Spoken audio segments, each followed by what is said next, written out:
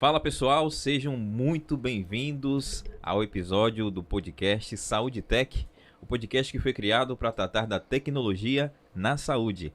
E o episódio de hoje é um episódio especial. Eu tenho comigo aqui do meu lado minha querida Mariana Brandão, que fiz questão de convidá-la para participar conosco aqui desse podcast, onde vamos falar um pouco com duas figuras emblemáticas. Nós temos aqui meu querido amigo Jorge Cardoso e meu querido amigo Elias Lobo.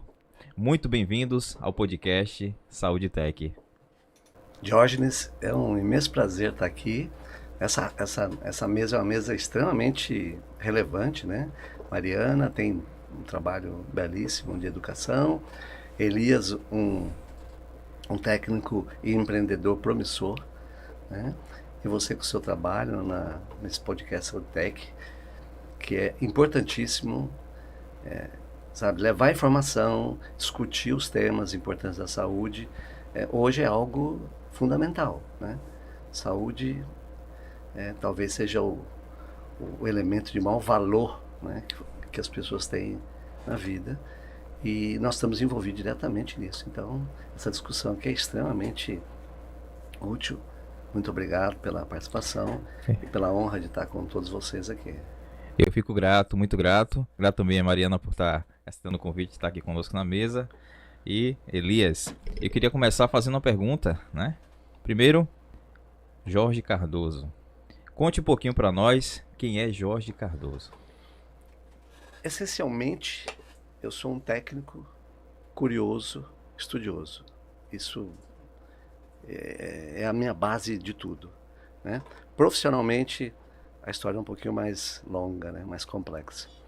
Eu sou técnico eletrônico, me formei em 75, em São Paulo, em São Bernardo do Campo, e vim aqui para Salvador no início dos anos 80 para trabalhar no polo petroquímico, na área de automação. E em 88, por uma daquelas coisas da vida, eu fui contratado para trabalhar num hospital. Para mim era algo absolutamente sem sentido. O que um técnico engenheiro faz no hospital? Hospital é lugar de médico, engenheiro, de enfermeiro, não de técnico. E curiosamente, o que me levou a ser contratado era que precisava de um técnico que trabalhasse com automação, conhecesse instrumentação, na época pneumática, mecânica fina, e que falasse inglês. Porque o hospital estava montando um equipamento chamado litotritor extracorpóreo, e a empresa alemã não tinha representante técnico no Brasil. Então necessitava de um técnico para acompanhar a montagem e ser treinado para trabalhar com o equipamento. E dessa forma eu entrei na engenharia clínica. Então são 35 anos, né, desde que eu comecei. A partir daí eu fiz engenharia, sou engenheiro graduado em controle e automação. Eu tenho MBA de gerenciamento de projeto pela FGV, tenho MBA também pela FGV de gestão executiva em saúde. Nesse trajeto aí eu tenho algo em torno de 2.000 horas de treinamento no exterior, na Alemanha, Inglaterra, Itália, Estados Unidos. E sou especialista em engenharia clínica pela Unicamp São Paulo, né? Hoje eu sou um consultor independente, eu auxilio clínicas, hospitais a montar estruturas de engenharia clínica, muito com aspecto de qualidade, de gerenciamento, e sou docente em engenharia clínica, né?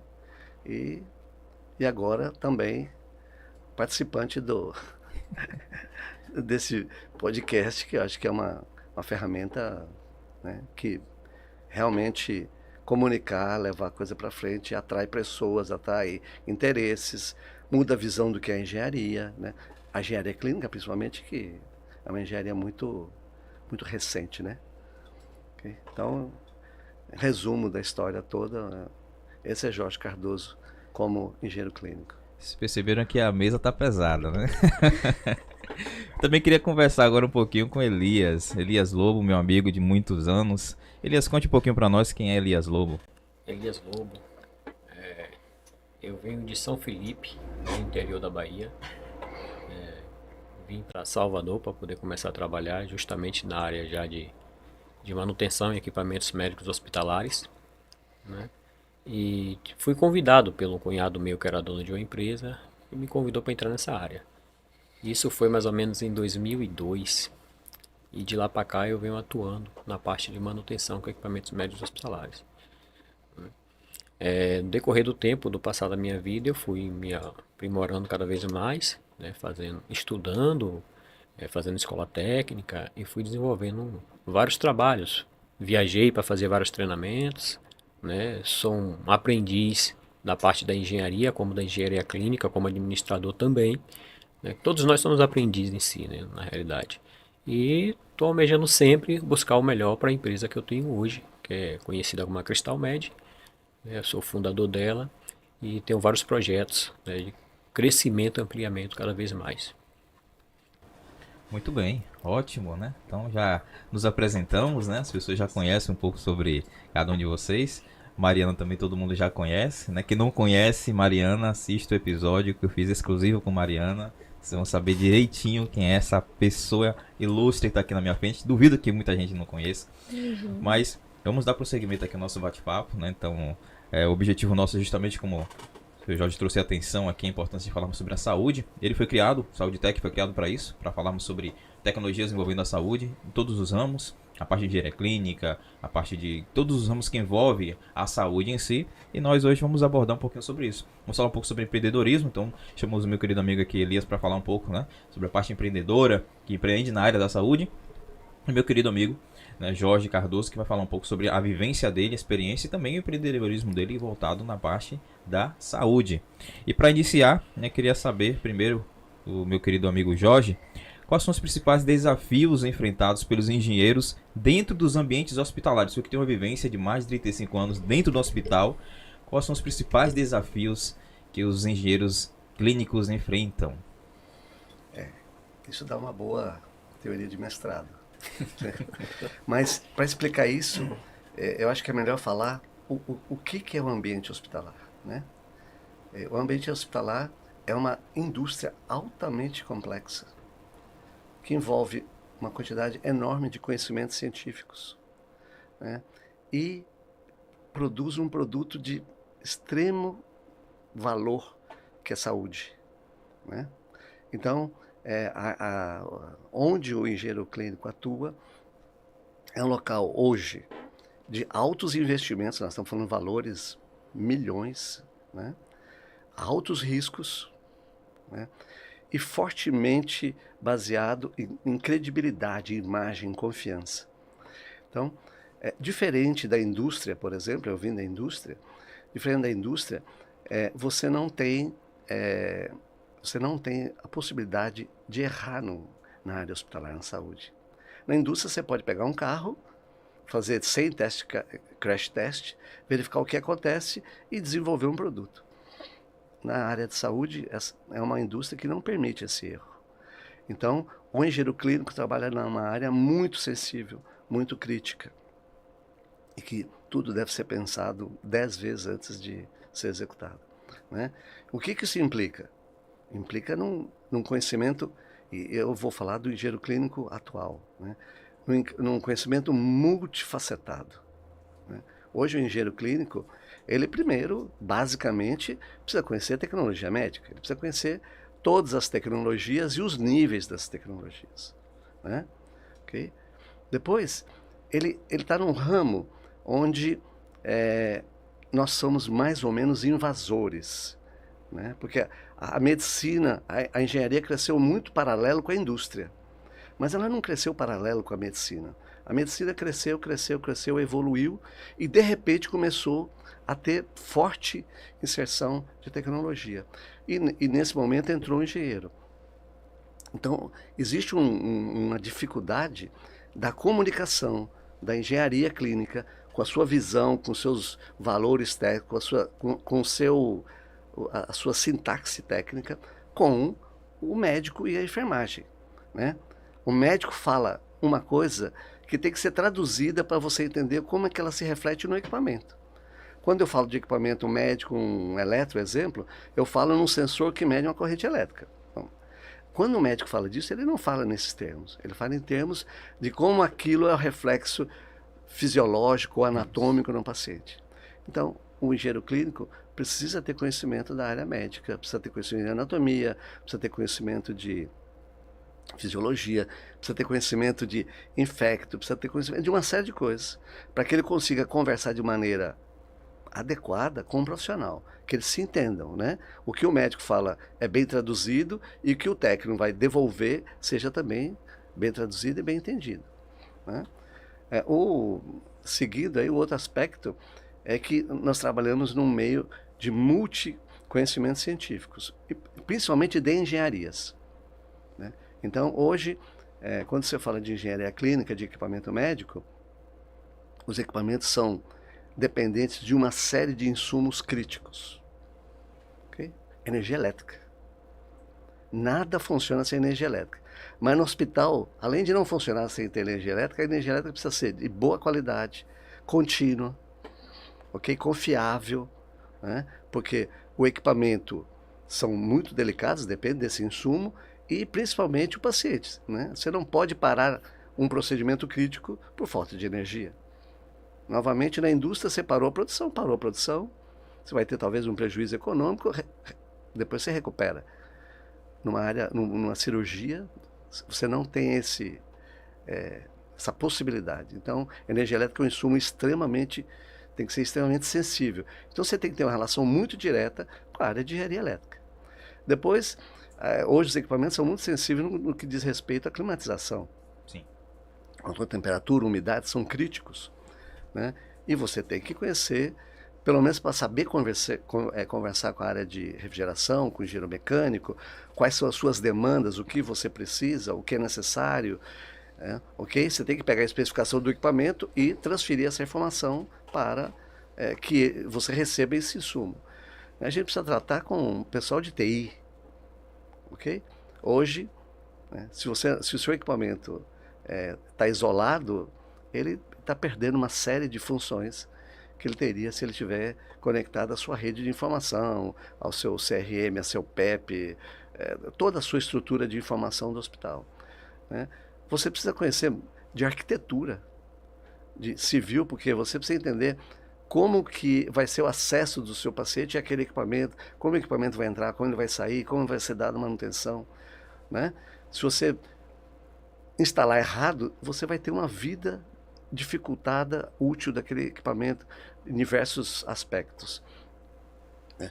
Então, você precisa ter uma visão importante, você precisa ter esse conhecimento, você não precisa ser especialista em nada, mas você precisa saber muito bem passar a informação que o seu equipamento precisa para o especialista que vai resolver seu problema, né? E, finalmente, o engenheiro clínico hoje, ele precisa ser um gestor administrativo e financeiro, então, sabe? Ele precisa conhecer fundamentalmente o negócio de saúde, de maneira muito clara, né? Você precisa entender onde você trabalha. Você trabalha no hospital público? Você trabalha no hospital privado? É de grande porte? É de pequeno porte? Está no interior? Está na capital? Ok? Porque o investimento, a atração pela tecnologia é imensa. Então, é muito comum você fazer um investimento errado por talvez ter ficado encantado com uma tecnologia e achar que aquilo resolveu o problema, quando você precisava algo de menor capacidade, portanto menor investimento, logo você vai utilizar melhor seu equipamento. O contrário é a mesma coisa. Se você está numa área que é de alta tecnologia, você tem um hospital de alta complexidade em termos de atendimento médico, você precisa ter tecnologias competentes, que atendam à demanda do seu paciente, né? Então, o engenheiro clínico precisa ter essa visão muito clara de negócio. Onde eu estou, né? O que eu gerencio e o que é o melhor para o meu negócio, que será o melhor para o meu paciente, né? Não adianta você ter um tremendo tomógrafo lá no meio da Amazônia se você não tem energia elétrica adequada, se você não tem demanda para aquele equipamento, o paciente chega lá. Tem uma série de detalhes, né? Ok? E você lida com pessoas numa área muito sensível, né? Se você está numa indústria, a discussão sua normalmente é num nível engenheiro para engenheiro, técnico para técnico, administrativo muito nivelado. Assim, nivelado em termos de conhecimento e quais são os problemas. Quando você está numa área médica é muito diferente, né? As relações são muito mais sensíveis. Você muitas vezes tem que atuar junto na presença do paciente, né? Então, você precisa entender que ali está uma pessoa vulnerável, né? Você não pode chegar lá e falar, eu vim consertar o aparelho porque tem um problema, né? E você lida com profissionais também diferenciados, enfermagem, médico, administradores da área hospitalar, né? E você gerencia pessoas. Se você tem uma equipe, você gerencia pessoas. E pessoas que trabalham num ambiente estressante, um ambiente de pressão, um ambiente que o erro deve ser mitigado ao máximo, se possível, eliminado, né? A gente sabe que a gente erra, com né? certeza. Mas quanto menor o erro, menor será o prejuízo, seja ao processo em cima da produção, seja principalmente ao paciente. Então, engenheiro clínico é um profissional muito difícil de ser encontrado e produzido, né? Ele precisa de muito estudo, ele precisa depois de uma boa dose de experiência para entender o mecanismo, né? Se você pode ter uma experiência imensa no hospital privado, se você for no hospital público, você vai ter dificuldade para entender todas as novas regras, né? Porque, outra coisa, é uma área muito regulamentada. Tudo é regulamentado.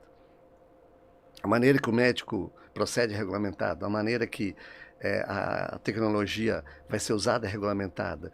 Tudo é muito regulamentado. Então, você precisa tomar muito cuidado, você precisa conhecer muitas normas. É uma área extremamente repleta de normas, né? E cada vez as normas são mais complexas, porque antes eram normas técnicas separadas da área médica. Hoje, elas estão integradas. Quando você fala numa norma, normalmente uma RDC, que é uma resolução da Anvisa, hoje elas estão se conectando, né? Trazendo uma visão extremamente correta. Você tem que ter a visão do que é médico e associar com a norma. Isso é o ideal, né? Atender o que a área médica necessita com a norma adequada. Então, ser engenheiro clínico não é uma atividade simples, né? E exige que você esteja constantemente estudando para estar pouco desatualizado. Porque é muito difícil, né? No ritmo que está acelerando a tecnologia, né? A gente tem uma curva de aprendizado normalmente linear, e as tecnologias estão subindo exponencialmente. Então, a gente vai estar sempre atrasado, né? Quando chega uma tecnologia que você vai aprender aquela tecnologia, uma tecnologia em paralelo já está caminhando. Então, você tem que estar absolutamente atento, né? E vai acontecer com a engenharia clínica o que aconteceu com todas as engenharias.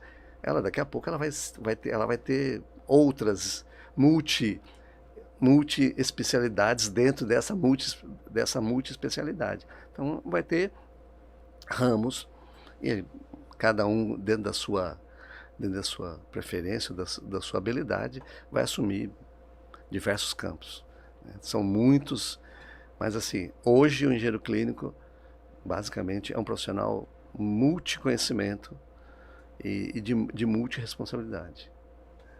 Maravilha. Então conseguiu nos dar aí uma visão exponencial, aí bem ampla, né, da engenharia clínica, que com certeza é uma pessoa que tem uma vivência, né? Então a gente consegue realmente ter uma ideia de que engenharia clínica não é brincadeira, é algo muito sério, né, que as pessoas precisam levar realmente a sério e precisam se preparar. Zona de conforto zero, não é isso? Porque estamos lidando com vidas, então lidar com vida não tem tempo para erro, né? Nem tempo para descanso, por assim dizer. Muito bem, Jorge, muito obrigado, né, por essa explanação. E agora só mudando um pouco de vertente, agora vindo para a parte empreendedora, né? Vamos fazer essa mesclagem aqui nesse podcast especial. Falar com meu amigo Elias Lobo. Elias, você é uma pessoa que já tem uma vivência de anos trabalhando com a parte técnica, vivenciou algumas marcas de equipamentos, já trabalha com diversos tipos de equipamentos ao longo da sua carreira. E você hoje é um empreendedor na área hospitalar. O que foi que fez você virar essa chave assim, dizer, oxa, agora tá na minha hora de eu pegar o meu conhecimento, minha bagagem e fazer um negócio diferente aí no mercado? Meu amigo Diógenes, para te falar a verdade, Isso veio de uma vontade que eu tinha desde o início da vinda do interior para aqui para dentro de Salvador. E comecei já trabalhando nessa área e sentindo sempre aquela vontade, aquele desejo de um dia eu ter minha própria empresa. E com o passar dos anos, depois de 2 anos de trabalho, assim, mais ou menos, que eu não lembro agora, não me recordo direito, dentro de uma empresa, um cliente chegou para mim e falou: Elias, caraca, velho, você faz isso? Por que você não abre uma empresa para você e eu faço todos os meus serviços com você? Aproveitando um gancho do que a empresa que eu estava trabalhando na época, ela estava se desligando daqui de Salvador, né, da nossa região, estava indo embora, eu comecei a pensar nessa possibilidade, né, de virar um empresário. Tive alguns convites de algumas outras instituições, me convidaram para poder trabalhar, e eu pensei, pô, já estou na certa idade, eu acho que o ideal seria tentar alguma coisa a mais. E disso aí nasceu a Cristal Med, né? Graças a Deus, é uma coisa que deu muito certo e cada dia que passa mais está dando mais certo ainda, posso falar assim. Hoje a Cristal Med para mim significa muita coisa, né? A Cristal Med veio disso aí, da vontade de um cliente, né, que despertou essa ideia em mim de montar uma empresa, né? E graças a Deus até hoje todos os meus clientes que eu estou tendo são indicação. Eu hoje recebi a notícia. Um cliente ligou para o outro e falou: ó, vá lá na Cristal Med que aquela empresa resolve isso aí para você. Então acontece muito isso hoje, né? A Cristal Med está sempre procurando se especializar cada vez mais. A gente está fazendo sempre treinamento lá na empresa, buscando conhecimento, buscando novas tecnologias, investindo nos funcionários, né? E a empresa está assim, tomando rumo, em especial esse ano. Estou virando sócio de outras empresas e está sendo muito gostoso vivenciar isso, né? Junto com a minha empresa, né? Com vários amigos em volta, vários projetos que está surgindo e vai surgir muito mais, eu sei disso. E agradeço a você por ter me chamado aqui também, né? Saúde Tech é o que há para o futuro, né? É o futuro aí em si. Então, trabalho muito hoje com a parte de manutenção, né? Na Cristal Med a gente faz certificados, a gente faz as validações, teste de segurança elétrica, verificação funcional, faz as calibrações. Tem o apoio do seu Jorge Cardoso na parte da gente fazer os treinamentos lá na empresa para ensinar os técnicos a poder manusear os equipamentos da forma correta, né? Fazer os treinamentos com todo o grupo que a gente tem lá na empresa hoje. Isso está sendo muito prazeroso. Para mim, né? Está sendo uma coisa assim surreal. Temos nossas vendedoras lá na empresa hoje, que a gente está colocando o pessoal em campo para trabalhar na parte de venda. A Cristal Med trabalha também na parte odontológica. Cheguei num cliente hoje, fui visitar e tal, o cliente abraçou a gente. Ah, já conheço a Cristal Med, então isso é muito importante. Quando algum amigo meu entra no hospital que é atendido e vê o selozinho lá, o lacre da Cristal Med, entendeu? Provando que passou pela nossa empresa e que a satisfação é muito grande. Vem engenheiros clínicos de outras unidades indicando: onde é que eu faço esse serviço aqui? Procura a Cristal Med. Então, eu não esperava isso. Tomou um rumo, uma proporção assim imensa, muito maravilhosa mesmo, entendeu? E sou muito grato, né? Poder estar aqui hoje falando com vocês, estar na presença de Mariana, seu Jorge Cardoso, para mim é um mestre, entendeu? Indiscutivelmente, assim, não tem uma pessoa melhor para estar também me abraçando nesse projeto, né? Te agradeço também, Diógenes. Te agradeço, Mariana. Obrigado pelo convite. Estamos aí. Então, assim, Elias, só pegando esse gancho do que você falou, isso é fruto do seu trabalho, né? Quando a gente trabalha com qualidade, com coração, a gente bota o nosso coração no que fazemos. A gente se preocupa com as pessoas que estão em volta, não só as pessoas que estão sendo atendidas, como as pessoas que vão trabalhar conosco. Isso. Essa preocupação empreendedora, eu acho que ela é fundamental para nós conseguirmos termos uma equipe que reflita o nosso pensamento e o nosso cuidado com o que temos com nossos clientes, com os equipamentos, na área da saúde especialmente, né? Isso. E para vocês que não sabem, eu e Elias, nós somos sócios, né, de uma empresa chamada Nordeste Medical. Tivemos um convite aí para trazer aqui, trabalharmos com a linha de alguns equipamentos aqui no estado da Bahia. Então, ninguém melhor do que Elias, porque eu conheço Elias há muitos anos. Então, a gente já tem uma vivência técnica, eu tenho um conhecimento e sei da índole da pessoa. Então, isso favorece, né, termos essa união. E hoje contamos com parcerias grandes, né, com o Jorge Cardoso, com minha querida Mariana, que está sempre nos ajudando com o conhecimento dela, com a disposição dela. E tá, especialmente aqui agora, né, nesse espaço que estamos aqui conversando. Então, assim, de qualquer sorte, eu fico muito feliz em estar nessa mesa aqui, com pessoas tão importantes para mim e importantes para a saúde, que já fizeram muita coisa para a saúde e que vão fazer muito mais. E o objetivo da Sauditec é esse: Com certeza. incentivar as pessoas a cada vez mais dar o seu melhor, a fim de trazer um benefício para todos nós, que é a saúde. E eu acho que Mariana tem algumas perguntas também. Eu tenho muitas coisas para complementar, mas primeiro agradecer a estar aqui. É lindo de ver, né, tantas falas lindas assim, de duas trajetórias. Esse microfone aqui. De duas trajetórias diferentes que se convergem e de tanta excelência. Então, e que inspira outras pessoas, me inspira e inspira outras pessoas. Então, parabéns pelo trabalho que tem desempenhado. É muito, muito incrível. Diógenes, por ter unificado e ter integrado isso, que incrível. E eu gostaria dos anos de experiências, né, de vocês, porque assim, eu tenho alguns anos, né, mas não, poucos, e já tive que me adaptar muito, né, de muitas novidades, muitas coisas novas, em um relativamente espaço curto de tempo, claro que acelerado por tantos projetos, mas comparativamente com idades, né, curto. Quais são as principais mudanças que vocês viram nesses anos de atuação? Aquelas situações que vocês olhem para trás, nossa, era assim e hoje é assim. Como vocês enxergam também para o futuro? Nessas diferentes áreas de atuações, né, que vocês têm, mas acho que é interessante mostrar, né, como que era, como que é, claro que vai depender de cada local e tudo mais, mas se algumas situações curiosas, assim, né, de como que vocês estão vendo essa transformação dentro da engenharia clínica, da área de equipamentos médicos como um todo, e como enxergam também para os próximos anos. Eu, em especial, acho surpreendente, né? Da época que eu vim, não vou dizer muitos anos atrás, né? O pessoal não tá me chamando aqui de velho.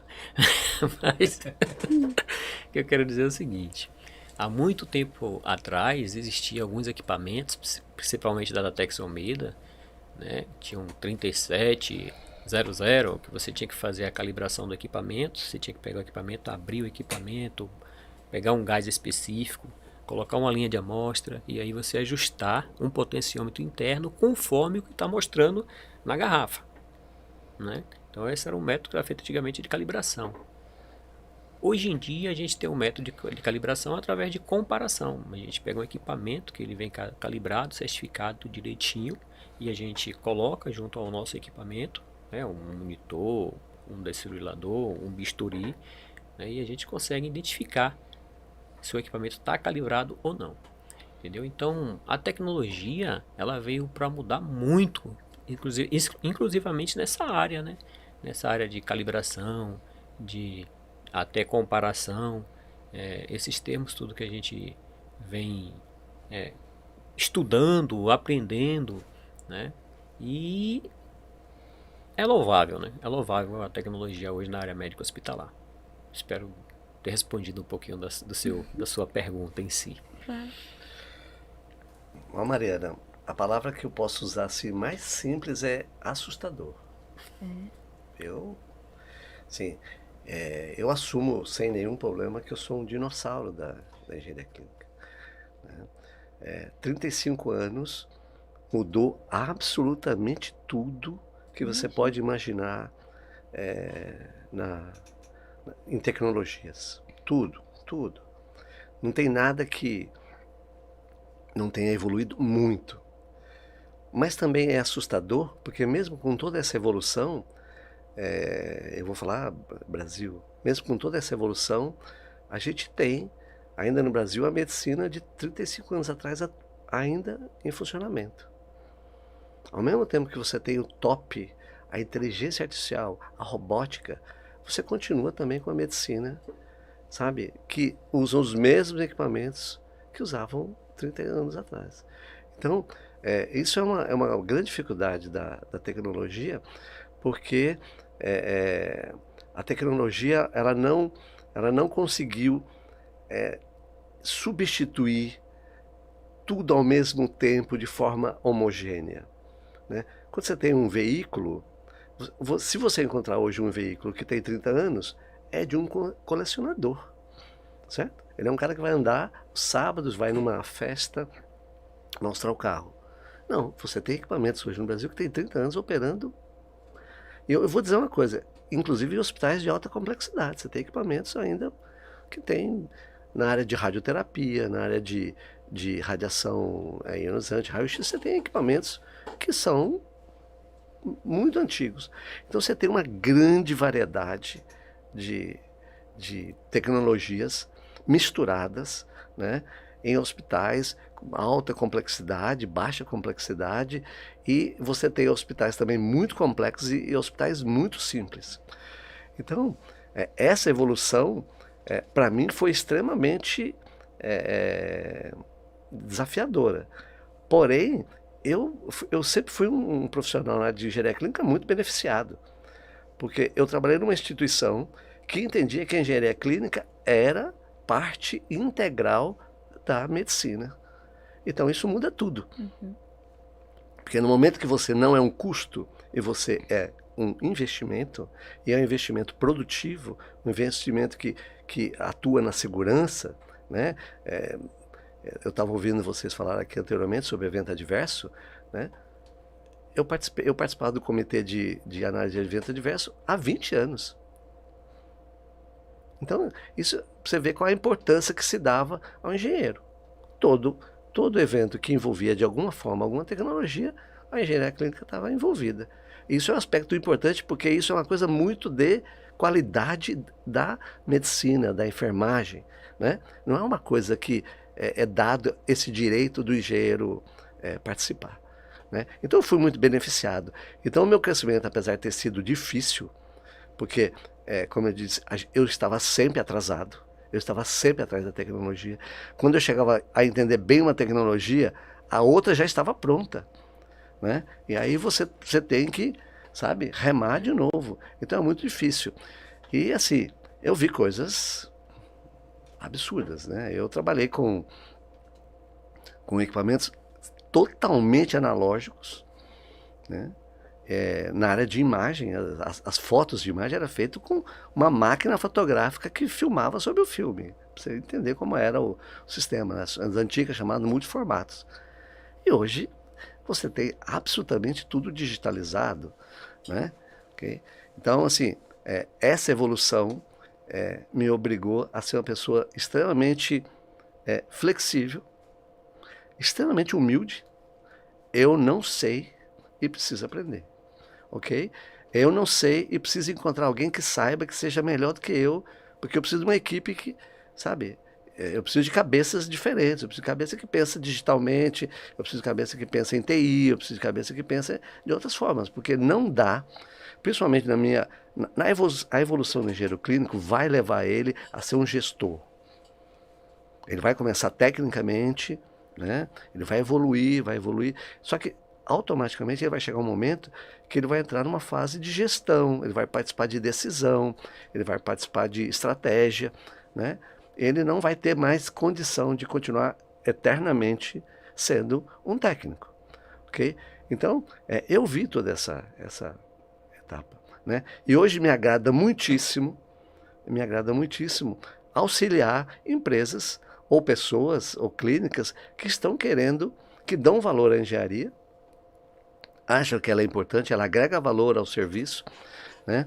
E que precisa modificar vamos dizer assim, a forma que o técnico é preparado para entrar nessa área, né? Hoje, empresas como a Cristal Med, ela contrata um técnico que é normalmente um técnico em eletrônica, um técnico em TI, alguma coisa assim. E depois ele entra no mundo da engenharia clínica. Então, é uma sequência invertida, né? Quem hoje está se preparando com EDUTS, quem está se preparando engenheiro clínico de uma outra maneira, está entrando nesse ramo pelos degraus corretos. Eu não. Eu comecei no degrau 1, depois pulei para o 10, voltei para o 9, sabe? Eu tive várias oscilações, porque era um modelo, né? Engenharia clínica, por exemplo, até hoje, não é uma profissão regulamentada dentro de um mundo altamente regulamentado, né? A gente está conseguindo hoje fazer que a engenharia clínica seja comandada, seja tocada, supervisionada por engenheiros, que já é um avanço monstruoso, né? Você já tem RDC, que fala de profissão regulamentada, não fala de engenharia, mas está mostrando que engenharia clínica é local de engenheiro, não importa qual seja, por enquanto, mas é local de engenheiro, né? E não era assim. Então, eu tive um aprendizado muito, como eu diria, muito eclético, muito misturado, né? Mas, volto a dizer aqui, eu tive o privilégio de trabalhar numa instituição, e trabalhei nela por 33 anos, que entendia que engenharia clínica era parte integrante da prestação de serviço de saúde. Isso realmente muda o quadro, né? Então, eu não vejo nenhuma possibilidade de retrocesso tecnológico, sabe? A gente não vai voltar tecnologicamente. O que eu acho muito importante, que espero que aconteça, é que esse alto nível tecnológico que hoje está sendo introduzido, robótica, inteligência artificial, traga o médico e a enfermeira de volta a uma função extremamente importante, que é cuidar do paciente. Porque as tecnologias cobraram do médico e do enfermeiro um preço muito caro, deles terem que assumir a gerenciar os dados dessa tecnologia, né? Se você for numa UTI, a UTI hoje é um mundo de informação, e todos esses dados têm que ser lidos lá em equipamentos, passado para prontuários, e o médico tem que trabalhar com a quantidade absurda de dados para entender o que aquilo pode ser um preditor de um problema, certo? Eu, quando entrei em 88, eram 4, um paciente tinha 4 parâmetros monitorados numa UTI. ECG, saturação, PNI, temperatura. E se você matematicamente pensar, esses 4 variáveis já produzem uns aspectos interessantes, né? Porque se subir a temperatura pode ser uma coisa, se for... E agora que você tem, sabe? Um monitor hoje tem 12, 20. Né? Aí você coloca mais meia dúzia de bomba de difusão, mais 10 de ventilador, uma extracorpórea, uma hemodiálise. É impossível imaginar, certo? Que um médico tenha condição, dentro da criticidade do trabalho e do curto prazo de decisão, de analisar tudo isso.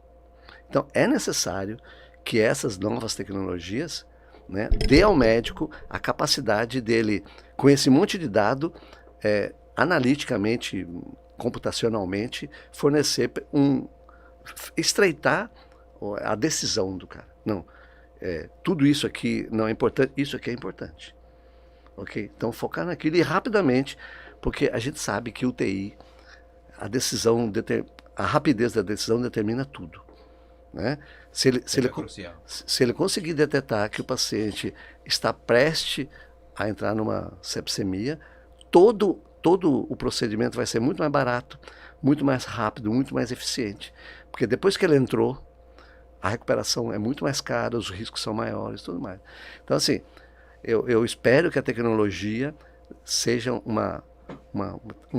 um tremendo apoio decisório e leve o médico de volta a ver o paciente, porque não tem a medicina e a enfermagem do Brasil são altamente competentes, mas eles são altamente competentes para cuidar de paciente. não para cuidar de dados de equipamento. É um desperdício, sabe, abusivo, eu diria até, né? Então, assim, eu entendo que a gente evolui, mas a uma hora a gente tem que dar o braço à tecnologia e assumir que certas coisas nós não temos condição de resolver no prazo que precisa, né? Eu posso resolver um grande problema levar um ano. Um ano, o que vai acontecer se demorar um ano? A pessoa pode esperar um ano? Talvez não possa. Verdade. Né? Então, Verdade. eu acho os grandes desafios entender o quanto a gente tem que estudar, o quanto a gente tem que entender e o quanto que a gente tem que aceitar que certas tecnologias a gente tem que assumir que elas são parceiras, sabe? Vai ter erro. Pô, erro, não, se você imaginar, desde que a gente está falando de engenharia, os erros são muitos, mas vão sendo corrigidos e vão sendo, sabe, as aparas vão sendo afinados, sintonizados. E hoje os erros em tecnologia são muito mais detectáveis, são muito mais fáceis de você perceber do que a tecnologia de, sei lá, 30, 40 anos atrás. Antes era, não tem, fatal. Hoje você tem 1000 sensores, hoje você tem as informações, tudo se detecta muito mais rápido. Sim. Né? Então, assim... Velocidade, precisão... Agora, o desafio é esse, é acompanhar, sabe?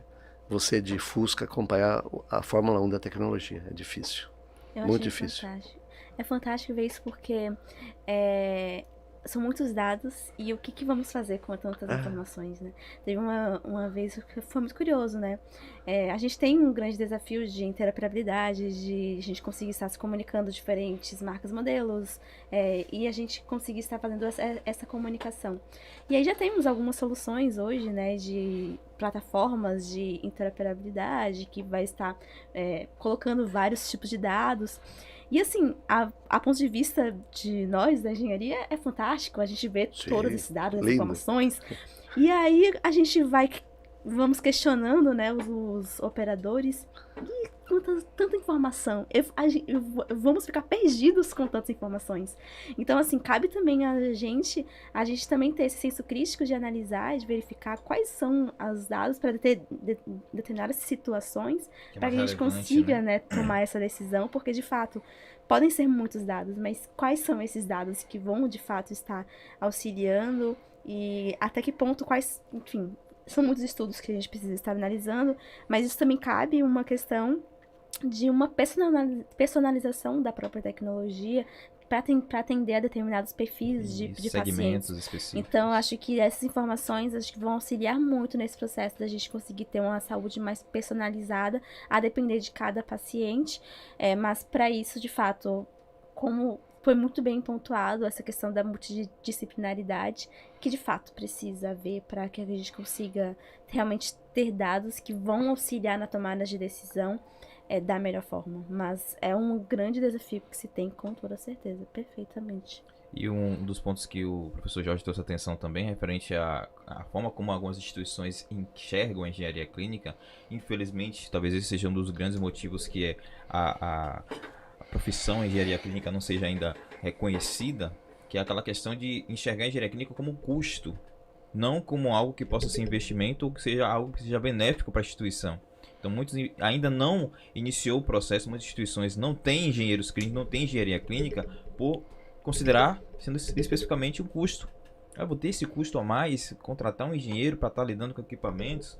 Então eles acabam enxergando só dessa forma e não conseguem enxergar, como o senhor teve o privilégio de trabalhar numa instituição que enxergava dessa forma, o benefício inerente de tratar a engenharia clínica junto com o corpo clínico para tomar decisões de qual tecnologia é mais ideal para aquela instituição, quais são a forma como vai ser treinada essa tecnologia, como é que vai ser acompanhada essa tecnologia, como é que vai ser feitas as manutenções dessas tecnologias. Então, com certeza, entender isso, né? As instituições entenderem que realmente é algo benéfico e algo que a tecnologia está evoluindo, não tem como regredir, as coisas vão avançar cada vez mais, e se não tomar a decisão agora de ter engenharia clínica, de trabalharem a engenharia clínica de uma forma cooperativa junto com a tomada de decisões, isso vai ser algo realmente crucial e que vai determinar se aquela instituição vai continuar ou não atendendo, porque o mercado ele vai exigir isso. Então, quanto mais antes enxergar a engenharia clínica como algo importantíssimo na saúde, melhor vai ser para todos, né? E especialmente para quem vai ser beneficiado diretamente, que é os pacientes, né? Sim, verdade. Muito bem. E falando sobre essa questão da engenharia clínica, né, os impactos que traz a atenção da inteligência artificial, dessas novas tendências existentes nos equipamentos médicos, como o senhor trouxe atenção, professor Jorge, que isso ficou assustado, né, com a quantidade de tecnologias existentes hoje e que também convivem com tecnologias antigas, né? Referente a isso, né, referente a esse impacto dessas novas tecnologias, como é que você enxerga a engenharia clínica, o que ela precisa fazer, os engenheiros clínicos, o que eles precisam se atentar para estarem acompanhando isso de uma forma segura? O que é que o senhor acha? Eu poderia fazer uma análise muito, eu diria até simplista, né? Você precisa conhecer fundamentalmente o negócio que você está envolvido, né? Onde você está, né? Porque uma alta tecnologia ela pode ser altamente auxiliar, ela pode ajudar, mas ela pode ser um enorme problema se ela não for adequada para aquilo. Então, eu falo assim de uma maneira muito prática, ok? Porque não tem nada melhor, do que você se entusiasmar, né? Não tem nada mais fácil do que você se entusiasmar com tecnologia. Eu já dei um curso sobre gerenciamento e essa minha aula começa com uma imagem assim, olha, você tem o dinheiro que você quiser para comprar um carro. E eu lhe dou essas opções aqui. Uma Ferrari, um Fusca e um Jeep. Qual você compraria? Certo? A tendência é a gente falar Ferrari. Ok? A não ser que o cara seja um jipeiro, né? Mas assim, você fala, Ferrari. Aí eu vou perguntar assim, agora eu vou te mostrar a estrada que você vai utilizar. É uma estrada de barro, de acesso para uma fazenda. O que vai servir uma Ferrari? Para nada. Ela não vai produzir nada. Ela vai ser um prejuízo gigantesco. Certo? Então, você precisa... Agora, se você está numa autobahn alemã, aí uma Ferrari, com certeza, é o veículo adequado. Se você está na fazenda, é o Jeep. Se você está numa cidade, é um carro que lhe dê condição de você ir e voltar da casa para o trabalho com segurança. Pronto. Então, esta visão de negócio, ela precisa ser muito bem entendida para que você seja um engenheiro clínico competente. Ok? Não adianta você querer criar mágicas ou ser um cara que quer economizar. Não adianta. Tem que ser muito adequado com onde você está. Certo? Então, você precisa estar plenamente consciente, atualizado e conhecedor das tecnologias para entender o que você precisa. Então, você precisa conhecer o bom, o médio e o de baixa qualidade para entender o que você precisa. Ok? Se você for uma pessoa que só conhece uma linha, você vai estar com problemas, porque talvez você não faça a especificação correta, a indicação correta, né? E a saúde, ela está no momento faca no pescoço, né? Os planos de saúde, porque é um dos poucos negócios que tem um triângulo desamoroso, né? A saúde é um negócio estranho, porque você tem a fonte pagadora, você tem um hospital e tem um paciente. A relação é muito estranha, porque o paciente paga a fonte pagadora. A fonte pagadora paga o hospital. E o hospital presta serviço ao paciente. Não existe uma relação direta de negociação entre as partes interessadas. Certo? O paciente cobra do hospital bom serviço. Mas ele não paga o hospital, ele paga a fonte pagadora. A fonte pagadora paga o hospital. Então ela quer pagar o menos e quer receber o máximo do paciente. É uma equação difícil de fechar. Certo? Então, os investimentos que hoje têm impacto importante, eles precisam ser muito bem pensados pelo engenheiro clínico, né? Agora, as tecnologias, assim, novamente, elas vão ter que ser usadas de acordo com a necessidade. Se ela for benéfica, ok? Se ela for benéfica, você tem que usar. Se ela não for benéfica ou ela tem um custo muito elevado, você precisa entender. Se você pegar hoje as grandes redes hospitalares que dominam praticamente a saúde privada, eles têm um modelo de negócio que eles têm hospitais que são hospitais boutique, né? Eles têm o que tem de melhor de tecnologia está lá. Eles querem com aquilo mostrar o quê? Olha, nós temos o que tem de melhor no mercado. É um modelo.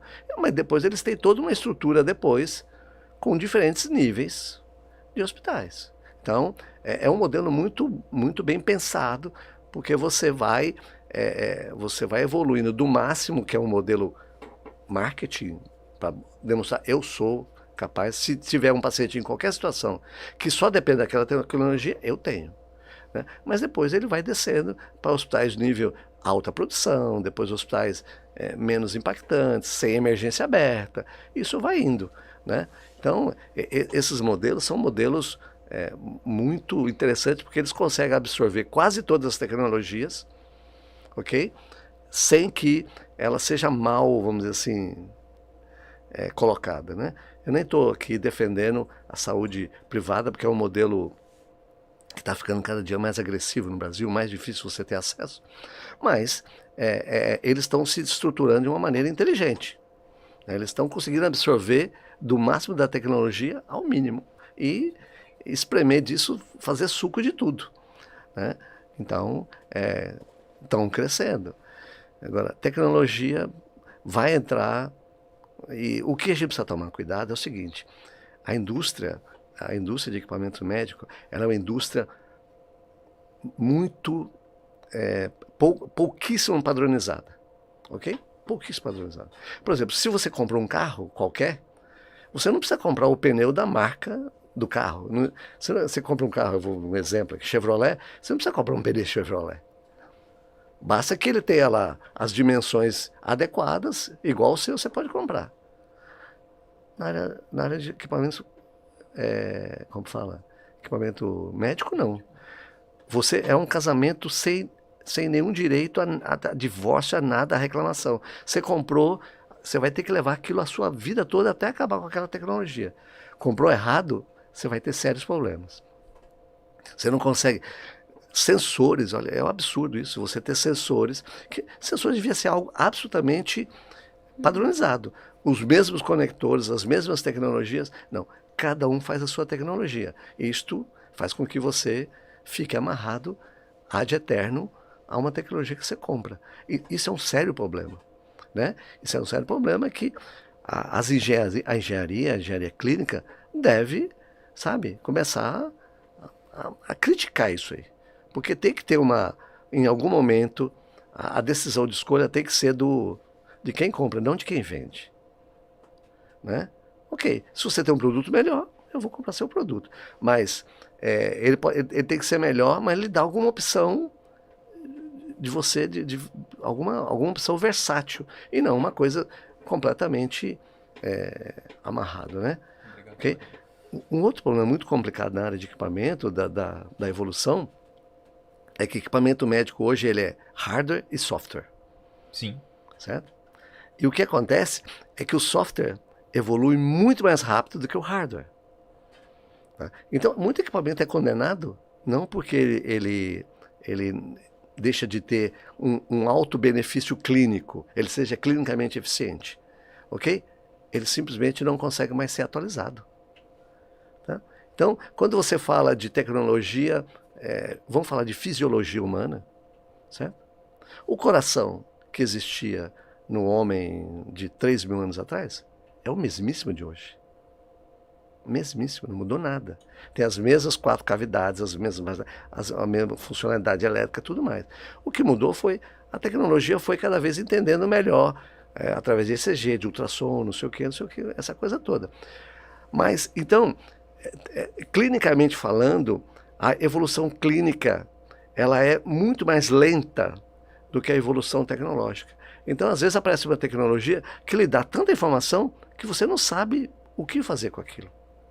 Para que serve uma informação que, sei lá, um ECG tem... descobriram um novo lá. Onde aquilo vai ser utilizado? Aí você pega, muda o seu equipamento, compra um novo, porque tem um novo parâmetro de baixíssima utilidade, às vezes pouco pesquisado clinicamente, e encosta um equipamento que era absolutamente viável, clinicamente falando. Né? Ou então, você passa sem fazer propaganda ou criticando, você passa do Windows 10, certo, para o Windows, sei lá, 20, e você fica amarrado, porque aí depois o que acontece? Você não consegue mais acessar a rede, você não consegue mais integrar com outras coisas, né? Você começa a ficar cada vez mais isolando o equipamento. Chega uma hora você tem que pegar aquele equipamento, que novamente é clinicamente adequado, jogar fora e colocar um outro, não porque aquele aparelho ficou obsoleto, ele não consegue mais dar um diagnóstico adequado, não, ele não consegue mais se conectar a uma rede, por exemplo. Verdade. Okay? Eu acredito assim, professor, que às vezes um dos grandes problemas, um dos grandes causadores desse mau uso de tecnologias avançadas, né, como o senhor trouxe atenção ao ECG, que às vezes tem um ST, faz um cálculo de ST, né, faz um QT, UT. O que acontece muitas vezes? A tecnologia ela vem, ela é apresentada, mas ela não é treinada. E muito parte, por vezes, dos próprios fornecedores dos equipamentos. Eles não têm uma preocupação em dar um treinamento eficaz para que aquela tecnologia seja usada e seja acompanhado o uso dela ao ponto dela ser algo comum, corriqueiro. Então muitas vezes compra-se equipamentos caros, equipamentos com tecnologias avançadas e usa-se um quinto dessa tecnologia porque não conhece-se, não sabe-se como se usa aquela tecnologia porque não foi dado treinamento para o corpo e treinamento continuado, porque o senhor bem sabe, né, Mariana também conhece, Elias também sabe, que na área hospitalar a rotatividade de pessoas é imensa. Então você precisa estar sempre treinando a equipe médica, a equipe de enfermeiros, a equipe de técnicos, para que eles conheçam aquela tecnologia, a ponto daquela tecnologia se tornar algo normal, conhecedor e necessariamente usual. Para que aquela tecnologia que foi aquele desenvolvimento ali que pode realmente preconizar um problema cardiovascular ou qualquer outro tipo de problema de patologia, ele possa ser usado da forma correta. Não usar vários exames ou vários outros equipamentos mais caros para conseguir detectar algo que talvez aquela tecnologia ela podia já ter sido usada de forma correta, ela podia ter sido usada plenamente e ter feito o que ela se propôs a fazer, né? Então acredito que vem muito também disso, a preocupação em treinamentos, não só por parte da equipe, das empresas que fornecem equipamento, mas especialmente por parte dos hospitais, entenderem que a equipe dela precisa ser treinada continuamente para usar o melhor de tudo que possuem. E cada dia que for chegando mais tecnologias, isso ser feito de uma forma muito mais corriqueira, muito mais contínua. Eu acredito que se as instituições abordarem a educação continuada, trazerem empresas que têm essa tecnologia para ser apresentadas, mas às vezes antes de adquirirem o equipamento, isso seja algo muito mais assertivo, isso seja algo muito mais benéfico para a instituição, para o paciente em si, o uso dessa tecnologia de forma mais assertiva. Agora, se for apenas algo comercial, né, eu acho que isso acaba realmente impactando de forma negativa. Quando você estava conversando anteriormente com a Mariana falou num momento, ela falou assim, que nós temos muitas tecnologias hoje que elas são altamente seletivas. Ela atende um nicho muito pequeno, né? E isso torna algo... às vezes você investe muito para atender um público extremamente restrito. Aquilo não tem uma visão de saúde como a gente gostaria que fosse, certo? E você que é da área de ventilação, você sabe muito bem disso. Hoje tem ventiladores que eles têm uma função que é tão específica, que inclusive tem um nome comercial que só pode ser utilizado por aquela marca. Sim, okay? São tecnologias patenteadas. Aí o cara vem e fala, não, o meu aparelho tem a função X, que ela faz isto, se o paciente tiver as condições 1, 2, 3, 4, 5, 6, 7, 8, 9, 10. Ok? Será que aquele hospital é tão especializado que ele vai ter tantos pacientes que aquilo vai ser algo importante, ou aquilo chama atenção porque ele fala, nós tivemos esse paciente aqui, nós não tínhamos essa função. Certo? Aí você vai investir talvez um capital, treinar pessoas que depois, quanto que eles vão usar daquela tecnologia? Né? Essa falta de regulamentação, de padronização na indústria de equipamentos permite isso, permite você fazer a mesma coisa com diferentes nomes, cada um com um detalhezinho que significa às vezes só 5%, 10% da funcionalidade, e aquilo que seja o elemento de decisão. Okay? Então isso é muito ruim. Né? Isso é muito ruim. O treinamento fica muito dificultado. Muito. Porque a pessoa... o exemplo, como a gente tem aqui... se a gente fosse falar disso, a gente levaria aqui um podcast de 48 horas sobre a dificuldade de você hoje ter profissionais que sejam relativamente bem pagos e ele tem a condição de trabalhar numa única instituição, né? Então você tem pessoas que trabalham em 3, 4 instituições. Sim. Em setores distintos. Exato. Não é só, ele não trabalha em UTI, não. Ele trabalha em UTI, outra emergência. Então, essa pessoa, a cada momento que ela sai, ela sai, imagina alguém que trabalha numa UTI. Pegou, sei lá, 12 horas. A UTI é um trabalho muito... cansativo. Não, muito tranquilo, né? Muito, de paz, não tem nenhum estresse, não tem nenhuma tensão, não tem nenhum barulho, nada disso. A pessoa, depois de 12 horas, sai. A cabeça da pessoa está absolutamente energizada, né? Ela está totalmente acelerada. Aí ela vai para um outro hospital, quando chega lá, ela deveria ter uma chavinha, desliga e liga uma outra chave e entrar numa outra situação. Isso não tem. Acontece. Por isso os erros. Né? Os erros. Porque os tempos de respostas que são necessários para uma decisão são pequenos. Né? A gente está falando, quanto tempo uma pessoa pode ficar sem respirar? Não estamos falando de horas. Nós estamos falando de, uns poucos minutos. Né? Se a pessoa, até que ela tenha condição de entender, não, lá o botão era vermelho, aqui é amarelo, como é que... Não, pronto. Já se passou um tempo letal. Né? Então, assim, eu falo dessa coisa de padronização porque isso reduziria muitíssimo, sabe? Se você tivesse todas as bombas de fusão com posições de botões idênticos, cada um usa a sua tecnologia, cada um usa, prove que é melhor, ou que tem o melhor preço, mas que fosse... Tem uma interface que seja... Né? Tem muita, sabe qual seria o problema? Não, eles têm que inverter o botão porque acaba, sabe, levando você a padronizar naquele produto, porque... uma das poucas possibilidades que você tem no hospital, em equipamentos que tem em grande quantidade, é você padronizar modelo e marca. Né? Então você consegue minimizar, porque se a pessoa saiu da UTI, bomba de fusão é um aparelho que tem pernas. Né? O paciente entra na emergência e recebe a bomba de fusão. Aí vai para uma observação, a bomba de fusão vai para lá. Sai daquilo, vai para outro lugar. Vai para a emergência, depois vai para o centro cirúrgico, depois vai para a UTI. Ele anda aquele tempo todo operado por diferentes profissionais. Não é o mesmo operador que vai seguindo. Não, é diferentes profissionais. Né? E esses diferentes profissionais podem ter experiências com diferentes bombas. Então, a cada movimento que você tira o paciente de uma área e passa para outra, essa transição é perigosa. Porque você está tirando ele de um mundo e passando para um outro. Com outras pessoas, com... outros aprendizados, outros níveis de conhecimento, outro nível de atenção, uma série de coisas. Né? Então, se você tivesse coisas o melhor padronizado, imagina se carro tivesse um freio do lado direito ou do lado esquerdo, um no meio. Já pensou? Exatamente. Você entra num Quantos carro, acidentes iam ter? quantos acidentes iam acontecer? Porque você ia brecar no seu... Não, ali é o acelerador. Pronto, já deu errado. Né? Então, assim, é uma coisa que a gente está muito ainda gateando, porque... Como eu falei, engenharia é um bebê das especialidades da engenharia, né? É um nichozinho muito pequeno que tem muito ainda para evoluir. Né? A gente tem muito que aprender, muito que participar, muito que discutir. Vai levar ainda muito tempo. Enquanto esse tempo chega, a gente tenta, da melhor forma, ajudar as pessoas para trabalharem de uma forma mais assertiva, né? Da melhor forma possível. Realmente é algo que a gente precisa lidar diariamente, né?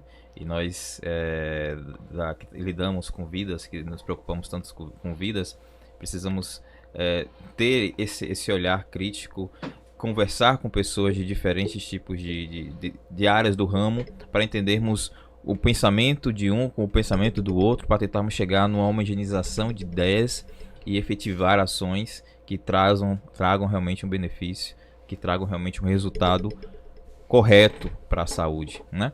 O senhor bem disse, estão engateando, né? É algo recente comparado a outras e outras engenharias, outras profissões, mas que é algo que precisa ser emergencialmente tratado e trabalhado para que isso não demore mais do que precisa demorar. Exato. E que acelere o máximo que puder ser acelerado, porque estamos falando de vidas, não estamos falando de um bem-estar, um conforto, não, estamos falando de vidas.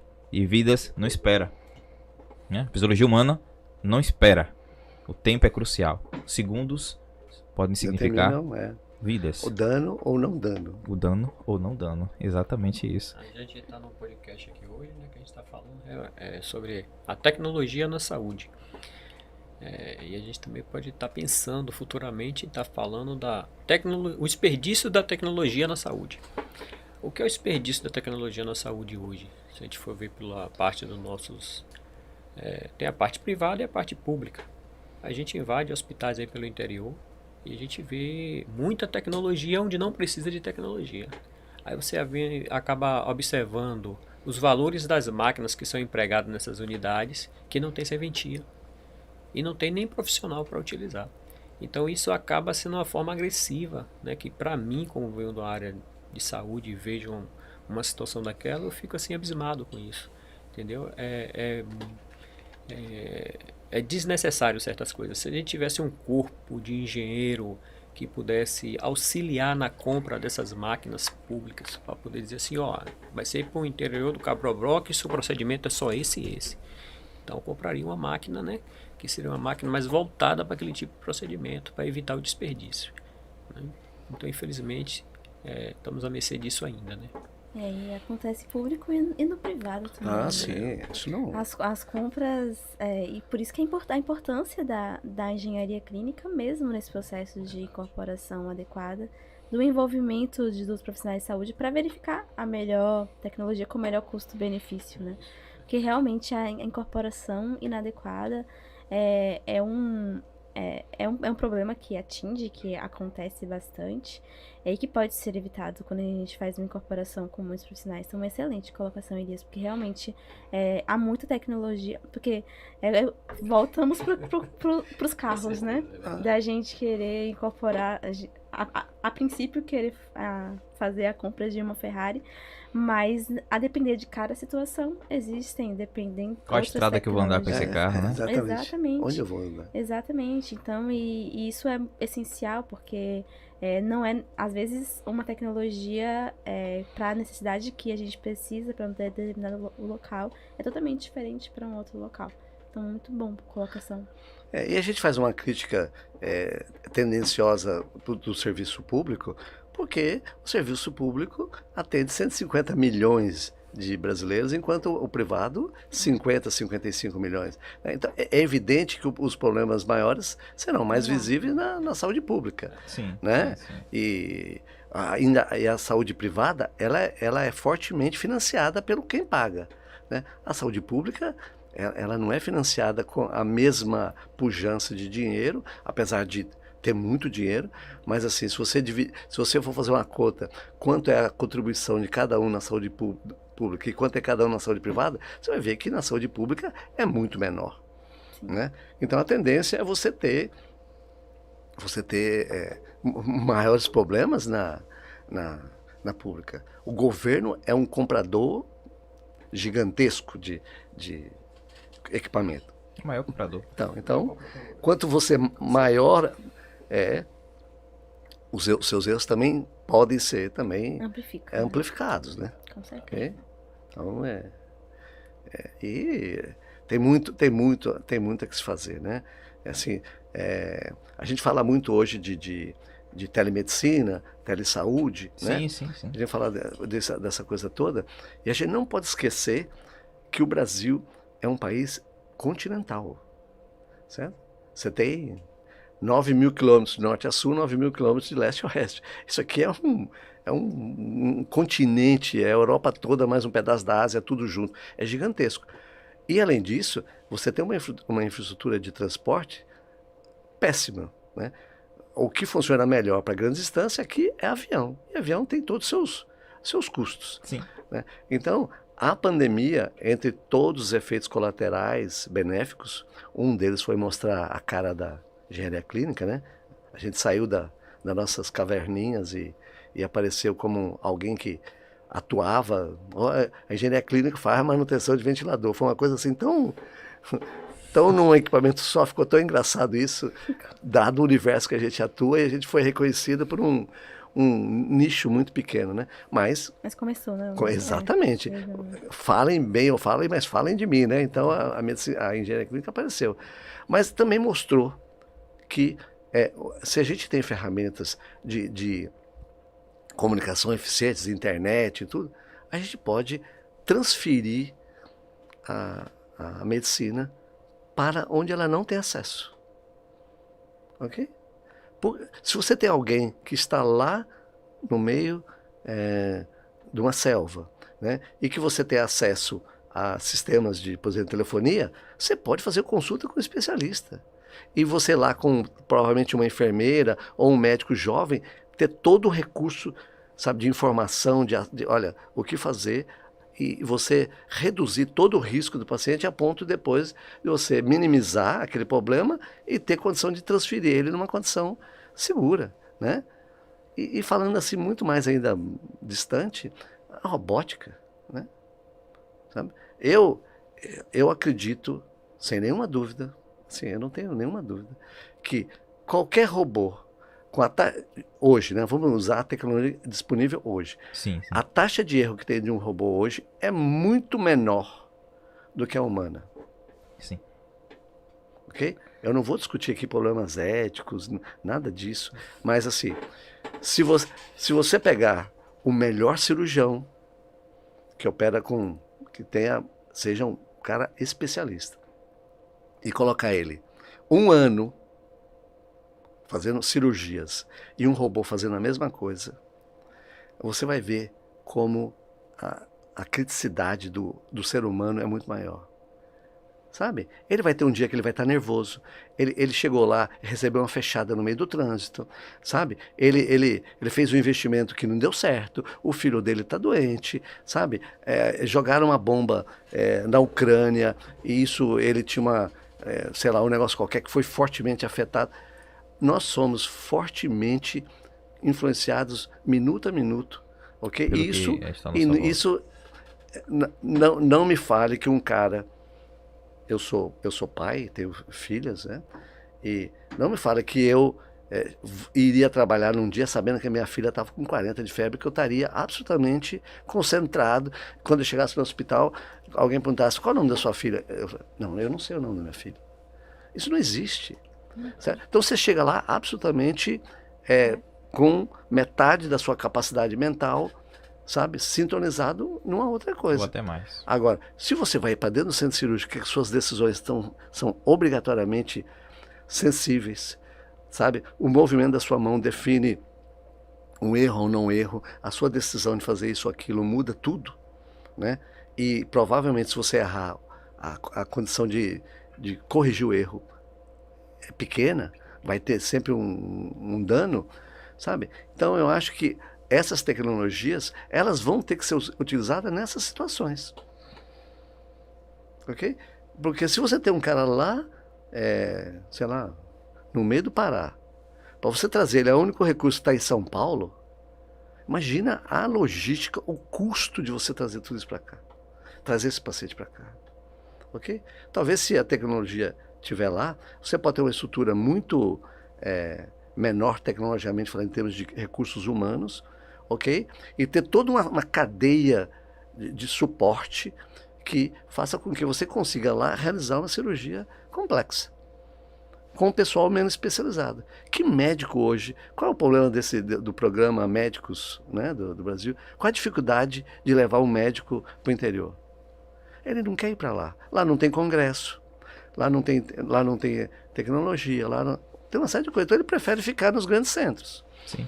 Né? Agora, se a gente tiver 5G, blá blá blá, um monte de coisa, a gente vai poder começar a ter uma medicina de qualidade lá no interior, sem que você tenha que ter lá grandes estruturas de recurso humano.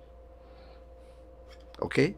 Pode ser uma estrutura menor e o grande especialista, ok? Está presente à distância. Aí eu trouxe atenção a um ponto que significa o seguinte: a visão, né, a longo prazo significa a seguinte: vamos ter instituições em que não teremos profissionais médicos presentes, mas vamos ter tecnologias presentes para substituição, entre aspas, de alguns procedimentos. Porém, nesse lugar, vamos precisar ter engenharia clínica. Eu nem seria tão profundo e falar que não teria o profissional médico, ok? Você não precisa ter lá o especialista. O especialista. Né? Não, é isso que o especialista demora. Aqui, sendo especialista. O especialista demora para você produzir o especialista, são poucos. Né? Então, se você tem 5.000 hospitais no Brasil, você não precisa ter 5.000 especialistas. É difícil você ter um especialista. Né? Qual foi o grande problema da pandemia? Não tinha médico intensivista. Certo? Não tinha médico intensivista. Porque nunca. Sabe, olha, hospitais muito bem preparados, com UTIs excelentes, tinha 20% de leitos para doenças respiratórias, com pressão negativa. Quem tinha, por exemplo, eu trabalhei no hospital, uma das UTIs gerais que tinha 18 leitos, tinha 3 leitos com pressão negativa. Era um luxo. Luxo. De repente, do nada, teve que sair de 3 para 20. Como é que você resolve isso? Não há tempo para você mudar a infraestrutura, não há tempo para você preparar a enfermagem, não há tempo para você preparar médico, não há tempo para nada. Certo? Então, isso mostrou que a gente tem que ter muita flexibilidade, a gente tem que ter possibilidade de mudar as coisas muito rápido, né? De levar uma informação rápida de um lugar para o outro. Sim. Né? Porque senão você não consegue subir toda a régua de forma igual ao mesmo tempo. Né? Igualitário. Verdade. Eu tenho uma pergunta sobre empreendedorismo. Né? Eu recebo bastante, assim, né, perguntas e questionamentos, como é que eu vejo sobre o empreendedorismo. Eu vejo uma crescente, não sei se crescente, né, mas eu vejo muitas pessoas querendo ter uma empresa. Eu vejo muitas pessoas mesmo, né, muitos estudantes querendo ter uma empresa. Hoje eu empreendo, tenho uma empresa, mas nunca foi meu sonho, né, empreender. Nunca foi isso a minha vontade. Foi um caminho que tive que seguir para esse caminho, né? Ter uma empresa e tudo mais para fazer o fim, né? Para ter o que eu tenho hoje. Mas gostaria de saber, Geri, assim, se foi sua vontade desde sempre e também algum conselho. Eu acho que tem muitas pessoas que querem, né, seguir nesse caminho. Tem algum conselho que você gostaria de dar para quem gostaria de seguir nesse caminho de empreender na área de dispositivos médicos e engenharia clínica? Interessante essa pergunta, Mariana. Se eu for bem detalhista, assim, no sentido de te responder isso, foi uma vontade junto com uma necessidade. Na realidade, foi uma necessidade muito grande de eu ter que entrar na área, né, sem muito conhecimento na época, mas que foi dando certo. Né? Às vezes você não precisa ser especialista numa coisa, você precisa conhecer alguém que te ajude naquilo. Porque ninguém nunca sabe o suficiente. Aí eu comecei, eu almejava com aqui, eu sou administrador, coloca aqui comigo, entendeu? E aí eu fui desenvolvendo a empresa com isso. Eu fui constituindo a empresa de pessoas que tinham um conhecimento, cada um na sua área. E aí eu fui botava uma administradora comigo, ela me ajudando e desenvolvendo isso. Precisa de quê? Precisa de dar entrada em documentação tal. Já arrumava a pessoa que fazia parte de documentação. Então eu fui desenrolando a empresa assim. Começou muito natural. O negócio foi fluindo tão, tipo assim, parecendo que é uma coisa de Deus na realidade. Porque você não precisou se esforçar muito em nada. Tudo aconteceu.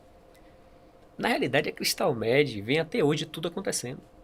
Eu não me esforço muito para as coisas vão acontecendo. Então, quando eu costumo dizer sempre lá na empresa, você tem uma determinação para fazer qualquer coisa e você faz sempre o seu melhor para aquilo, é impossível não dar certo. É impossível não dar certo. Bora lembrar lá do tempo que a gente era criança, e sua mãe falou assim: Mariana, varra essa casa aí. Aí tem duas Mariana. A Mariana que pega, chega lá e varre a casa pela metade, pã, coloca o lixo e pega o lixo, pá. Aí vem sua mãe, arrasta o sofá, cheio de papel atrás do sofá. Aí sua mãe vem, arrasta o sofá, varre tudo direitinho, limpa a casa toda direitinho. Entendeu? Aí o que é que você tira de experiência disso? Você não fez bem feito. Se você fizesse bem feito, sua mãe precisava fazer um retrabalho. Então o que acontece muito com a gente é isso. As pessoas querem ser bons empresários, bons profissionais e não estão preparadas para aquilo. Não faz tudo bem feito, da forma correta para conseguir desenvolver esse trabalho. Entendeu? Então hoje eu vejo lá na minha empresa que eu procuro sempre deixar essa marca em todo mundo que está lá. Eu procuro organização, entendeu? Respeito um com o outro, entendeu? Higiene, entendeu? Em tudo. Em tudo. Não pentear um cabelo, não vestir uma roupa, entendeu? Vai na Copa, almoçou, deixou tudo limpo, deixou a empresa toda organizadinha, entendeu? Até te brincando, né? Hoje a gente teve uma visita lá e eu digo, vai chegar gente aqui na empresa, então deixa tudo bem organizado. Você viu que a gente Henrique de hoje estava lá presente comigo hoje, ele viu que o pessoal né, e ficou tudo um ambiente bem agradável, graças a Deus é sempre assim. Então a gente já mantém tudo bem organizado, mas se vai chegar uma visita, a gente tem que procurar dar sempre o nosso melhor, né? E minha equipe está sendo montada hoje assim, né? Então todo mundo está procurando dar sempre o seu melhor. Entendeu? Não é à toa que eu tô aqui hoje com o Diógenes, tô com o seu Jorge, com você, entendeu? Meu primeiro podcast, né? Vai desculpando De muitos que qualquer virão. coisa. Mas o Elias, em entre linhas, falou uma coisa, mas ele não disse claramente. Ser empreendedor tem que ter duas características básicas. Verdade. Tem que ser otimista Sim. e tem que ter alguma coragem, certo? Porque eu falo às vezes para Elias, se alguém me desse água para vender no deserto, eu teria dificuldade como empreendedor. Porque ou eu não ia achar para quem vender, ou no momento que eu achasse eu ia vender por um preço inadequado, sabe? Não é, ainda mais no Brasil. Não é fácil. Brasil, grande desafio. no Brasil, no momento que você começa a empreender, você já tem passivo. Esse é o grande problema. É como se você começasse a correr, sabe, já com um saco de cimento nas costas. Bem isso. Né? Então, assim, tem que ter muita coragem, tem que dar sorte. Isso aí. Ele falou uma coisa interessante. Tem que aparecer algumas pessoas que vão preenchendo lacunas, né? Verdade. Porque, eu achei uma pessoa, a pessoa me orientou da parte administrativa contábil. Se você não cometer erro contábil, você já está andando numa linha no Brasil muito importante. Porque aqui, para você tomar uma multa e você inviabilizar seu negócio é rapidinho. rápido. E não por um erro, intencional. Porque você, de ontem para hoje, mudou uma legislação, você não sabia, né? Você pegou um contador que talvez cometesse um pequeno erro, também não intencional, e você vai ter complicações. Verdade. Né? Então, eu admiro fortemente as pessoas que, a partir de um conhecimento, sabe, empreende, e esse empreendimento necessita de uma coisa muito maior do que o conhecimento. Okay? Eu posso ser o melhor engenheiro clínico do mundo. Se eu tentar abrir uma empresa de engenharia clínica e eu não souber, e não tiver as pessoas certas, e não acontecer as coisas no timing, né? No timing, porque, sabe, eu já tive uma empresa de engenharia clínica. Só que Essa empresa eu abri em 1992. 1992. O que aconteceu? Ela estava absolutamente fora do time. Sabe? Foi uma experiência muito interessante, porque eu fui para a Itália em 1989. Fiquei 40 dias na Itália, dentro de um setor de engenharia clínica, do maior hospital privado da Itália, que tinha, na época, 25 engenheiros clínicos. Só engenheiros clínicos eram 25. Tinha um para especificação, um para calibração, um para compras, um para manutenção preventiva. Era o paraíso. Certo? Eram 70 pessoas dentro da engenharia clínica. Eu passei 40 dias dentro dessa sopa incrível de conhecimento, sabe? Aquela coisa maluca, né? E eles falavam em segurança elétrica, sabe? Só em segurança elétrica, calibração. Eu voltei, é uma experiência assim que eu gosto de contar, porque na época não tinha internet, né? Então, o grande conhecimento era os manuais de serviço. Eu trouxe 480 quilos de manuais. Era tanto manual que eu não pude trazer de avião, ok? Eles embalaram e veio num container depois. Okay? Até hoje, existem alguns desses exemplos, desses manuais, no hospital que eu trabalhei. Trouxe 480 quilos. Aquilo era a informação mais preciosa que tinha. Hoje o que você tem de internet, a gente tinha os manuais de serviço. Certo? E trouxe debaixo do meu braço também 3 equipamentos. Trouxe um simulador de ECG, trouxe um medidor de pressão digital e trouxe um analisador de segurança elétrica. Era um equipamento enorme. Aí, tudo bem. Comecei a fazer meus testes. Queimei um ou outro aparelho inicialmente lá no hospital. E depois falei, não, conversando com o hospital, não sei o que, porque você não monta uma empresa e você fica aqui como empresa e você começa a ver, aumentar fora e, ok, vamos nessa. Ok. Aí, quem que queria segurança elétrica? Segurança elétrica. Segurança nem elétrica. Chegado ainda aqui. Não, chegou 10 anos depois. Tava muito além do tempo. Calibrar Acontece. aparelho, sabe? Não tinha 60601, não tinha nada disso, não tinha norma de nada. Então, é aquela história. O que adianta você, de repente, você ter uma ideia completamente fora do timing, sabe? Não tá. Lá era uma coisa, aquilo não cabia aqui. Então, não vai dar certo, né? Não adianta você querer vender uma coisa que ninguém sabe inicialmente para que serve. Olha, daqui a 20 anos vai ser um tremendo sucesso. Sim, e agora?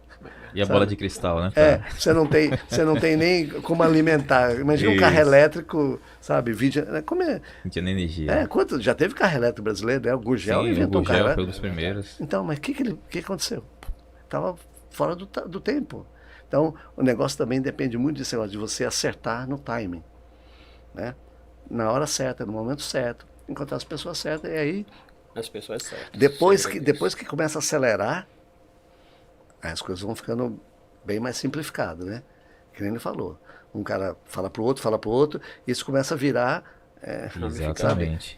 Exponencial, né? Um conta para 2, 2 para 4, e a coisa vai embora. E a preocupação que tem que ter, que muitas vezes com os empreendedores, né? À medida que ele vai crescendo, a empresa cresce, que ela cresce por osmose, por assim dizer, muitas delas, e ele não consegue gerenciar, porque ele quer gerenciar tudo ao mesmo tempo. Então ele tem que aprender a delegar de forma assertiva, forma correta, ter uma comunicação e fazer com que a empresa ela consiga ter uma tranquilidade, a ponto de que a empresa cresce e o dono ele adoece. Não pode ser assim. A empresa tem que crescer e o dono tem que ter mais tempo livre para usufruir do benefício da empresa que foi o trabalho dele, né? É que vem a parte do treinamento. Tem que ir subindo, né? Exatamente. Chegando cada vez aí vem inteligência no empreendedorismo, que é um dos pontos que eu também levanto e que precisa se preocupar muito com os empreendedores, a inteligência deles em administrar a sua empresa. São super-heróis, viu? São, com certeza. Porque no Brasil não é brincadeira, não. Então, pessoal, nosso tempo está acabado, esgotado. Mas foi muito bom bater esse bate-papo aqui. Você vê que tem assuntos para render para muito mais podcasts, muito mais assuntos. E vamos fazer isso, né? Vamos aproveitar a oportunidade que estamos juntos agora para a gente fazer isso. Sempre que essa moça aqui estiver visitando, né? A família aqui em Salvador está mega convidada para estar presente Com aqui no nosso certeza, com podcast, certeza. trazendo assuntos importantes que vai trazer a atenção o que nós temos ali no nosso, né, nosso logo, que é justamente tratarmos de assuntos Diógenes, voltados se para a você me saúde. permitisse só uma parte Sim, muito sim, rápida. sim, sim. Hoje eu sou voluntário como diretor da Beclean Regional Sim, Bahia, sim, sim. né? E essa luta pela regulamentação da profissão é algo muito importante. Claro. Teve vários contratempos, sabe? Quando você fala em regulamentar uma profissão, isso vira uma coisa muito confusa, porque você tem múltiplos interesses, Uhum. né?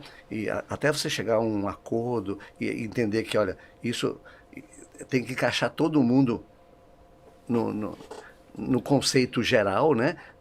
Cê não excluir ninguém, lógico. O cara é administrador, não, é administrador, ok, a gente até concorda que ele esteja fora. Mas todo o resto, a gente precisa tomar muito cuidado dentro das engenharias, como que a gente junta todo mundo. Porque se não tiver essa união, quem vai ser prejudicado são exatamente as mesmas pessoas que querem o benefício da profissão, né? Então, eu aproveito aí esse espaço, né? Olha, para apresentar a Beclean, né? A toda a comunidade de engenharia clínica, aí eu falo de técnicos, tecnólogos e engenheiros das mais diversas áreas, né? Ok? A Beclean tem feito um esforço enorme para, vamos dizer assim, mostrar a importância da engenharia clínica, né? Especificamente a Beclean Bahia, que entre 2021 e 2021 foram feitos 15 lives, né? Que a gente trouxe engenheiros para conversar, todas as engenharias, técnico TI, os físicos médicos, enfermeiros, os administradores, né? Para a gente perguntar assim, olha, eu sou engenheiro clínico, o que você espera de mim? Okay? O que eu tenho que ser para lhe atender às suas expectativas como médico, como enfermeiro? Sim. Né? Conversamos com o CREA, conversamos com a Associação de Hospitais e depois fizemos uma série de outras técnicas, né? Trouxemos N empresas para falar de tecnologia. Falar, olha, no mercado tem isso aqui serve para você?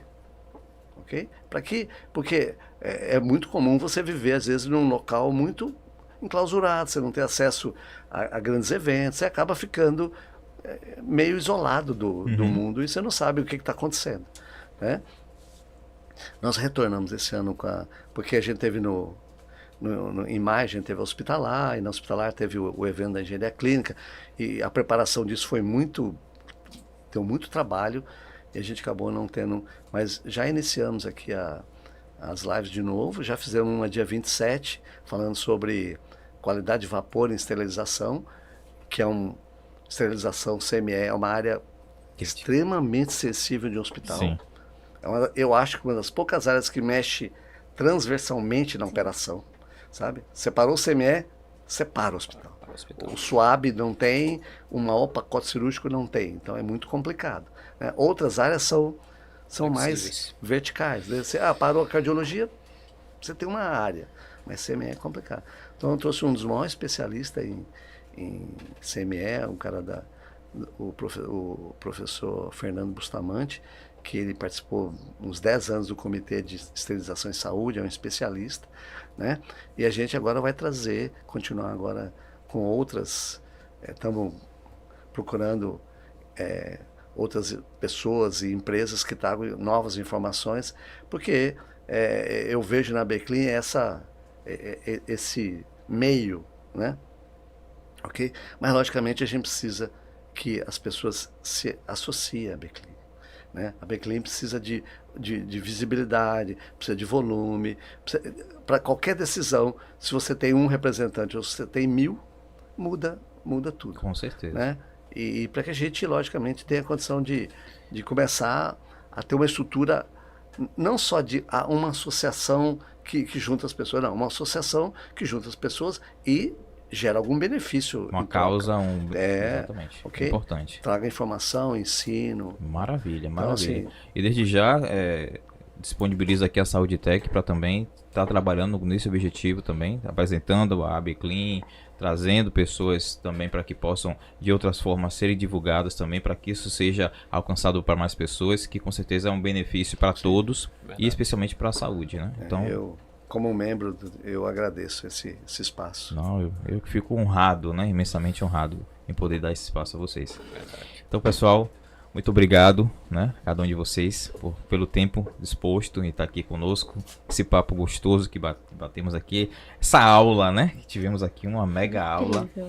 E com certeza foi muito benéfico para todos nós. Muito obrigado, Mariana. Eu que mais uma agradeço. vez pelo Eu que convite. agradeço. Foi um prazer estar aqui. Nossa, muito bom. Obrigado, professor Jorge, que com certeza nos Obrigado, Jorge. engrandeceu Muito aqui de obrigado. conhecimento. Obrigado, Mariana, né? A gente ter trocado aqui. Obrigado, Elias. E obrigado, Elias, né? Pela sua Obrigado, disponibilidade de Jorge. estar aqui conosco e tratar também foi um assunto importante, empreendedorismo na área da saúde, que é algo que realmente muitas pessoas estão aventurando, mas que precisam ter um conhecimento, precisam ter um pensamento e uma ação assertiva como você está fazendo. Então, parabéns, né? Seja bem-vindo também ao nosso grupo, né? Novo grupo aqui na Bahia, que vamos trabalhar muito aí, graças a Deus, junto com o Jorge aí. Tem muita coisa pra gente fazer aqui nessa terrinha aqui boa. Tá ok? Então, pessoal, muito obrigado a você pela atenção que nos prestou. E seja mais uma vez, né? Muito bem-vindo e grato por vocês participar conosco aqui no Saúde Tech, que é o podcast que foi criado para tratar da tecnologia na saúde.